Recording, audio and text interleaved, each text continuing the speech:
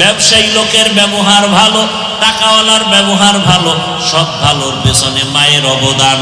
ও আম্মা জানেরা, এখনো সময় আছে, তওবা করে নেন, আমার আল্লাহর কাছে তওবা করেন, আর দিল খুলে মনে মনে বলেন, হে মালিক, জীবনে তো মনের শখ মিটাইয়া গুনাহ কম করি নাই, বেপরদায় কম চলি নাই, মোবাইল চালায়া সময় নষ্ট কম করি নাই। ও আল্লাহ, আজকে থেকে রেডি হয়ে গেলাম, আর চরিত্র বিধ্বংসী কোনো কাজ করিয়া সন্তানটাকে নষ্ট করব না। আমার সন্তানটাকে আমি আদর্শবান সন্তান বানানোর জন্য আজকে থেকে নামাজ ধরে ফেলবো, বেপরদায় চলবো না, স্বামীর মাল খেয়ানত করব না, 5 বেলার নামাজ পড়িয়া মোবাইলের সময় নষ্ট করব না, আল্লাহর কাছে সন্তান নিয়ে মেহনত করব, দোয়া করব। আম্মা জান, এখনো সময় আছে, তওবা করেন। ও আমার যুবক বাবারা, আপনাদেরকেও বলে গেলাম, স্কুলে পড়েন, কলেজে পড়েন, চাকরি করেন, ব্যবসা করেন, এখনো সময় আছে, তওবা করেন।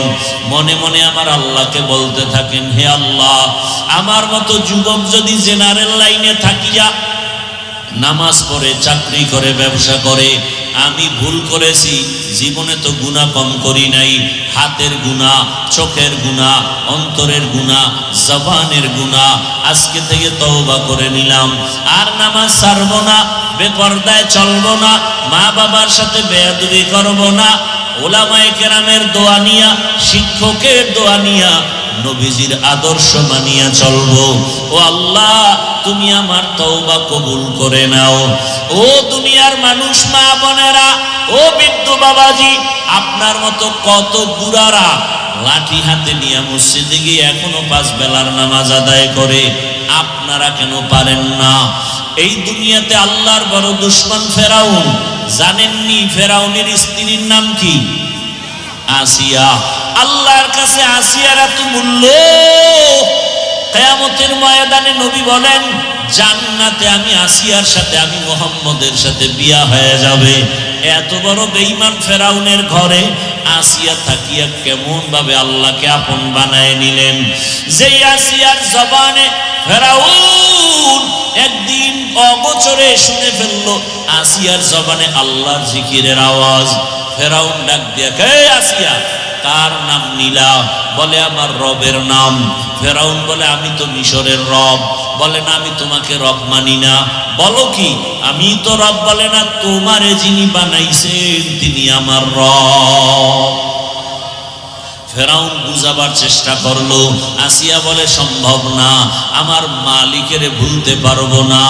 আরে বলে, গোপনে আমারে খোদা স্বীকার করো।